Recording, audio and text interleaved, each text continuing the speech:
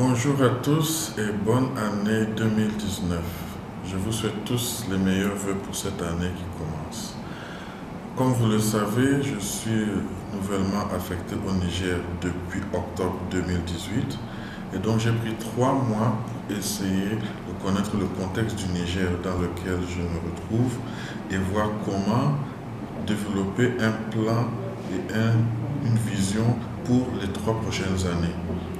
Et en faisant cette réflexion, après avoir rencontré les autorités, le personnel et après avoir visité toutes les différentes zones d'intervention et vu le contexte dans lequel on travaille, il me ressort 5 points majeurs sur lesquels je vais m'attarder pour les 3 prochaines années avec le concours de tout le monde.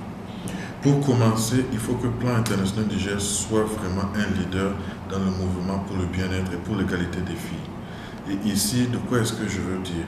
Je voudrais que Plan s'associe avec les acteurs clés pour permettre d'avoir un impact majeur pour l'égalité des filles dans le pays.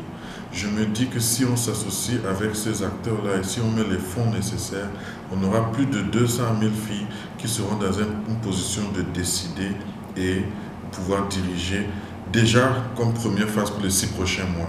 Donc on fera ce premier bilan-là. Deuxièmement, je me dis que nous sommes dans un contexte où la scolarisation de la jeune fille est un grand souci et les problèmes d'accès aux services de reproduction, de santé de reproduction est un gros problème. Et donc toutes ces activités vont concourir à contribuer à cela et on va mettre à profit tout le matériel nécessaire même pour digitaliser et appuyer l'exploitation des médias sociaux. Le deuxième aspect majeur sur lequel j'aimerais m'attarder, c'est d'avoir un personnel de qualité qui est motivé pour faire un travail de qualité.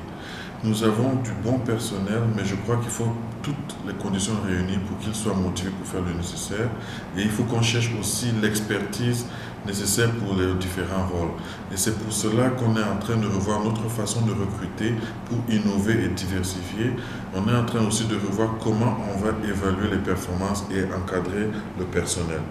Dans le cadre de ce travail également, on va s'assurer que le maximum du personnel est couvert par les fonds de subventions que nous allons mobiliser.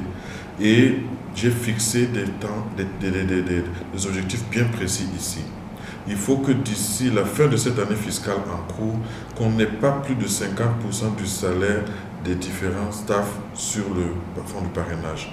Et on s'est donné l'année 2020, fiscale 2020, pour travailler et mobiliser les fonds nécessaires pour qu'à partir de l'année fiscale 2021, qu'on soit au maximum à 10% du salaire des staffs sur le fonds du parrainage. Et ce sera également les staffs qui font essentiellement les communications du parrainage. Le troisième objectif clé sur lequel je me suis fixé est qu'on ait un portefeuille qui soit à l'image de l'organisation. Je suis venu trouver un portefeuille qui tourne autour de 8 millions d'euros en termes de grants et 2 millions d'euros environ en termes de fonds de parrainage, ce qui vaut 10 millions d'euros par année fiscale. Et il y a un objectif d'atteindre 13 millions d'ici la fin de l'année fiscale, tel que j'ai trouvé. Mais je me suis fixé l'objectif de ne pas avoir moins de 20 millions d'euros par année fiscale. On ne doit pas avoir moins de cela.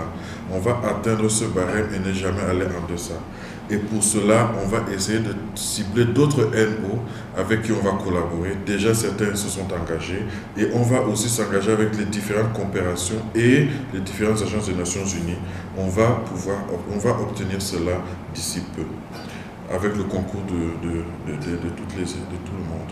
Le quatrième objectif clé, c'est que notre ambition programmatique doit être unique.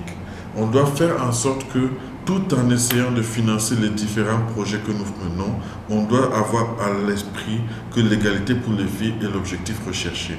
Et donc, on va faire en sorte que nos programmes soient vraiment transformateurs genre et on va s'assurer que tous les projets contribuent d'une manière ou d'une autre à promouvoir l'égalité pour les filles. Et en dernier lieu, le cinquième objectif, c'est qu'on ait un système de contrôle renforcé pour atteindre les résultats. On va s'assurer que tous nos systèmes, les logiciels corporels, on va s'assurer qu'ils soient à jour et que les données à l'intérieur soient fiables. Et on va également s'assurer que toutes les actions d'audit ou de contrôle ou de pétard qui vont être définies vont être réalisées dans les délais impartis. Donc, sur ce, voilà un peu les 5 objectifs que je me suis fixés. J'ai échangé déjà avec l'équipe du leadership là-dessus et on est tous unanimes sur le contenu de cette vision et on va unir les efforts pour y arriver. Je compte sur la collaboration de tous. Je comptais vraiment partager ce message à tout le monde en ce début d'année. Les objectifs sont plus détaillés dans les documents que je vais partager avec vous, avec les actions clés attendues. Et j'espère que d'ici la fin de l'année 2019, on pourra revenir dessus pour voir le progrès que nous avons pu avoir d'ici là. Je vous remercie et une fois de plus, mes meilleurs vœux pour l'année 2019.